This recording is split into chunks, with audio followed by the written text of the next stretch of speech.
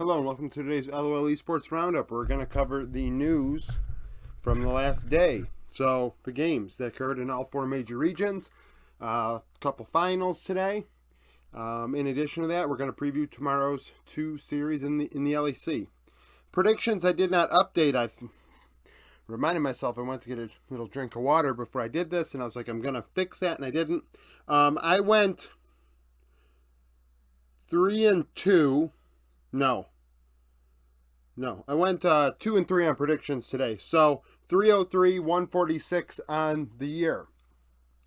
LCK finals. I said this yesterday. I will say it again. I was not hyped for these finals at all, as well as the LCS.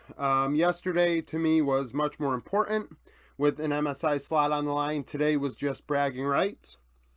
Gen G, fourth in the power rankings, T1 first. Gen G would win, getting the upset 3-1 after losing to T1 3-1 last week. Chovy was my MVP.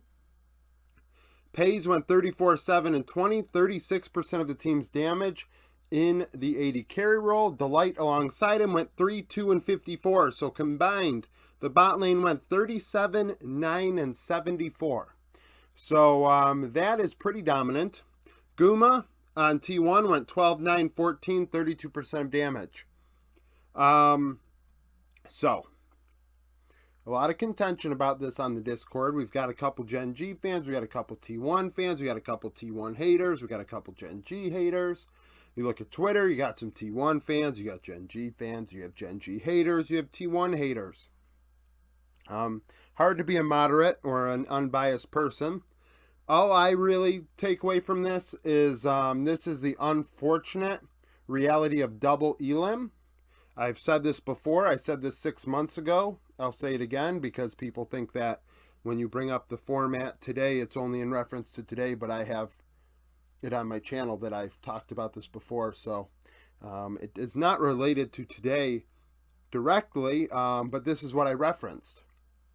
There's a situation where the winner bracket team can beat a team and then in the grand finals lose to that same team in a manner that does not supersede their original win. So, like I said, T1 beat Gen G 3-1. Gen G beats T1 3-1 today. Gen G gets the right to lose, T1 doesn't. And I think that is the issue and flaw with double elim and why I prefer single elim. I think if you cannot give that fairness to every team, no matter what region or game it's in, then it should be single elim. I think that's just how I see it. People think that that's not, I guess, I don't know, they think it's only being brought up today, but this has been something I brought up many months ago. So Gen G were the better team today. T1 were the better team last week. All I can say is I don't know who's better tomorrow. I don't know who's better next week now. I will say T1 did lose. I mean, they lost the finals, so they lost the trophy. Like, I think this notion that because Gen G won, they're the better team is what I guess I have an issue with because they washed within a week. So all this tells me is T1 does not have as big of a gap over Gen G and KT, which they did struggle against KT last week. That's undeniable, barely winning in the best of 5, right? So that's all I draw from it, that it's pretty close at the top of the LCK. It's closer than it was in the middle of the split. Doran absolutely gapped Zeus. That, was evident. I almost made Doran MVP. I thought his 2 Gragas games were outstanding. Now, he did get solo killed at one point by Zeus, which kind of dropped him off of the MVP ballot for me and gave it to Chovy. I thought Chovy's Ahri, once again, disgusting. I thought Chovy's played a great playoffs, much better than he did during the regular split, a little more carry-oriented. Pays very dominant, as this KDA indicates. Carrier not doing as much as I would have liked, couple weird picks by the team. Once again, the draft's biting them in the ass. I think T1 just outright lost. They were the worst team today. So it's just kind of, it is what it is. Just in every which way I look at it, Gen G are better. There's really no no real draws from this series that I could say. It was back and forth, though. I will say, I think one of the games of the 4 were clean when you look at the gold charts. The other ones were back and forth, so to say that, it was a stomp, I think would be inaccurate from either side. LPL, EDG, JDG, this was a stomp. JDG went 3-0. Knight, 17-7 and 25 in mid, 27% of damage. He played Ari twice and Syndra as well. 369 was MVP, going 10-1 and 22. Absolutely railing Ale in top lane. Fofo, 9-8-10, 29% of damage for EDG in mid. Leave and Mako struggled in bot lane against Ruler and Missing, which is fine. A young player can do that. We saw Pays lose the first time against T1, right? And then go through the loser bracket and win today. So sometimes rookies do struggle at first, right? It is a big moment. So we'll see how EDG does against BLG this week to see if they can get back a rematch against JDG. But today, it just was not going for EDG in any which way. Kanavi, very, very aggressive, getting things done, really getting after JJ. And honestly, like I said, I think 369 really, really, exposed Ale. We talked about it after they beat BLG, that it was like EDG literally did against OMG, sorry, where they beat OMG. They had banned like 5 of Shanji's champions every game, pretty much. And it was just like, really? We're really gonna, coddle Ale this much? They did not do that today, and 369 took advantage of him. And 369, once again, proving that he is one of the best top laners in the world, and Ale may not be in that I know I had him in my top 3 All-Pros, but in the grand scheme of things, he may not actually be in that top 5 conversation quite yet. As far as the other situations are concerned, mid lane, like I said, I thought the Ari for Knight was super great. There were some moments that were outstanding, and his Ari is disgusting. You see he and Chovy playing it. It's going to be really, really exciting at MSI. I am happy Gen G are making it and JDG because we can see this. Knight and Chovy may play against each other, and I love seeing that. A lot of people obviously excited about Ruler versus Pays, but I am more interested in Knight versus Chovy. You're looking at the 2 best players in a row duking it out. LEC, SK, and BDS. I thought SK would win this 2-1. They did not. BDS run them over 2-0. Crowny, 9-1-13, 34% of damage for BDS. Labrov, 0-1 and 25. Had a tough time picking an MVP for this one, so we're just going to go with Crowny. Irrelevant, 3-6-6, 29% of damage for SK. Reason being, I thought SK looked so bad in this series. I thought they had the wrong idea. They went up to top lane to get Irrelevant ahead in both games, and that is not where this team is strong. I'm not gonna lie, I'm not a big Irrelevant, there's nothing wrong with him. I just think that he's not great. And when you look at SK's roster, I would not be focusing on putting him ahead. I would be trying to get Exakick and DOS ahead. Exakick has shown the ability to carry this split, and they didn't, and it allowed BDS to run over the bot lane of SK, which they're having an awful day. They've had an awful month here. And, they pay the price. They lose outright. Marcoon had some good moments. Surtis had some good moments, but it just wasn't enough. Nuke was able to also kind of even out what Surtis did. I thought mid lane was kind of meh. Like these stat lines, the bot lane for BDS going 9-2 and 38. I mean, they were very responsible for this team's success. Sheo sniffing out some of Marcoon's plays. And also, frankly, putting a lot of effort into putting Irrelevant up, and Adam still had impact. So it wasn't even like it took away Adam's, ability to affect the game. And that's a problem. If you're going to, try and put a player ahead, you need to put the opposition into the ground. And that just did not happen. SK now we're going to end up playing G2, and we'll get into that in a second. But just not a good split out of SK, unfortunate. But I still think they are one of those teams that has a lot of things to be optimistic about going into summer next split. Koi in G2. Koi 4 and 5, G2 6 and 3, 8th in the power rankings. Koi would win 2-1. So Zgenda 11, 9, 22, 32% of damage would be my MVP. Comp 18, 3, and 21 at 80 carry. Yike 11, 9, and 22, 26% of damage for G2. Just 1 second. All right, so yeah, went over the stats. G2 had an interesting plan going into this one. They wanted to emphasize Pantheon and Yasuo and Gragas. And game one, honestly, Sisgenda played awful, which is why he's MVP. You may say, oh, why? I thought that he was very good in Koi's 2 wins and was the direct reason for G2 winning in game one. So I jokingly said after he got exposed in top lane in a top jungle 2v2 where Malrain got up there to stop a gank by Yike, and Sisgenda goes back in, which causes them both to die, and that put the Pantheon ahead, put the Gragas ahead, put Yike ahead, put the team ahead, and they would run them over from there and absolutely crush Koi in game one. Caps looking disgusting on the Yasuo as well. So because of that, I was like, Sisgenda really gave them the ticket to winning. Game two, the Jace, very good out of Sisgenda. I thought that it was outstanding. I thought he played a very, very good game. And then in game three, he played well also. Malrain, game two's Lee Sin, very, very nice.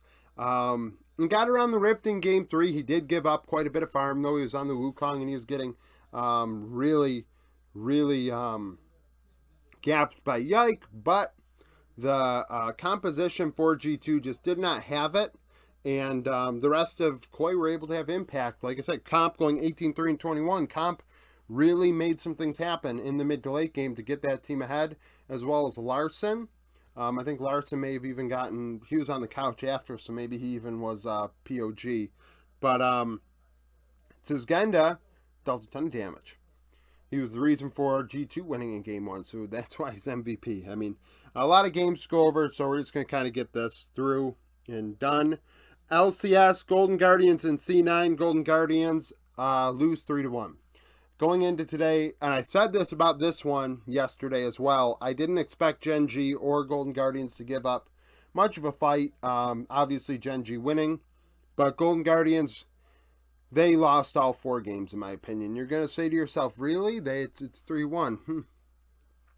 Game 1, wait, did Golden Guardians win game 2? And you know what? Golden Guardians won game 2. Golden Guardians were up big in game 1 and blew it. They had like a 10k gold lead and blew it. I was about to say they lost all 4. I did say they lost all 4 games. That was not accurate. Berserker 22-6 and 17. Fudge 12-6-20 was MVP.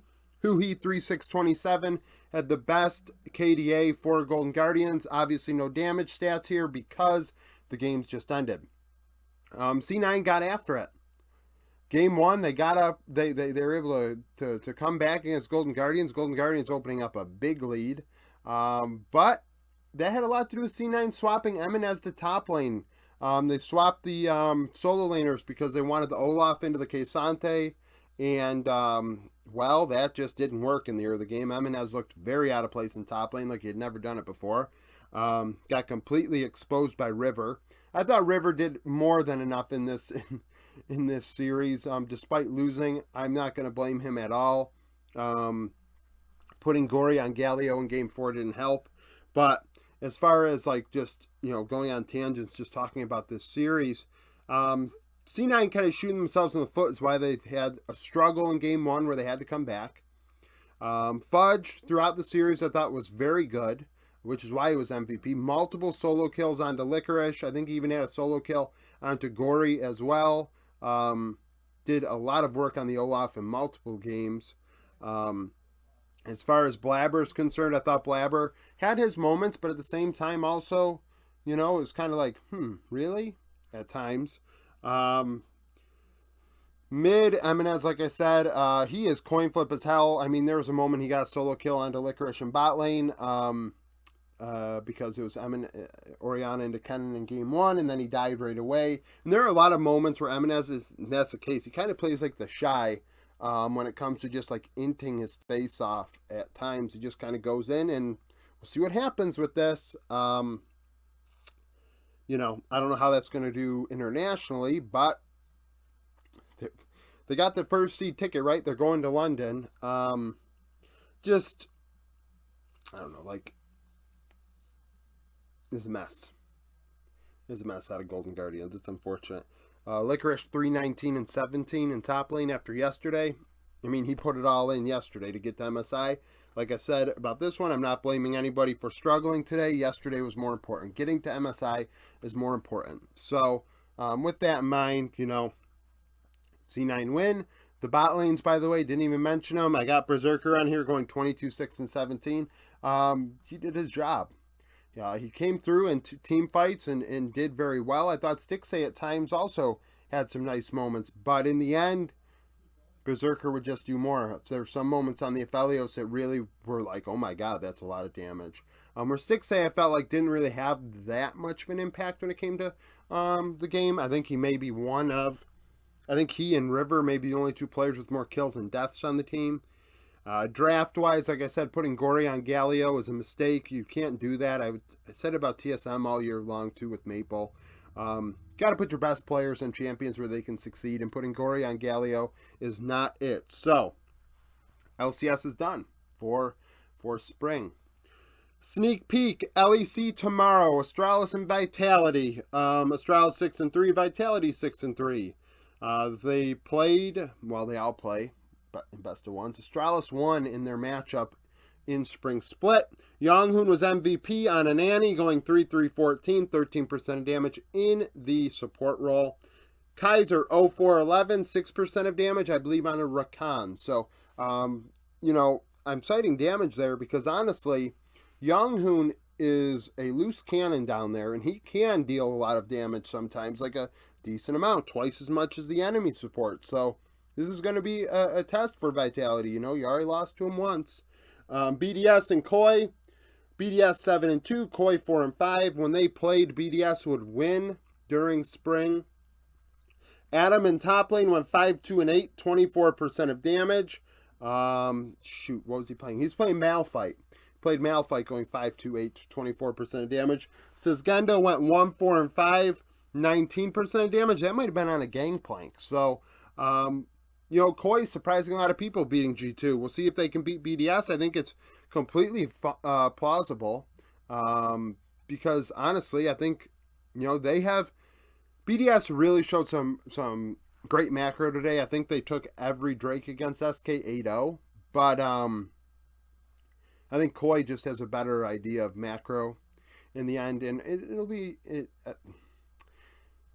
this is big for Koi. If Koi can win this, it's a big deal. So, we'll see what happens with that. So, if you like the video, like it. Subscribe to the channel for daily League of Legends content. We're going to start our MSI previews probably tomorrow. You know, I started a few teams. I think I have T1's stats done, Gen G's, JDG. I'm going to get C9 Golden Guardians G2 done. PSG, I think Pain is locked. DFM might be locked, might not be yet. And I think LLA Finals is this upcoming week. So we got a couple teams still left to go, but I think I can start my previews maybe tomorrow. So we'll see what happens with that. Stay tuned. Like I said, subscribe, like the video, follow me on Twitter, join the Discord, become a supporter, and thank you for watching.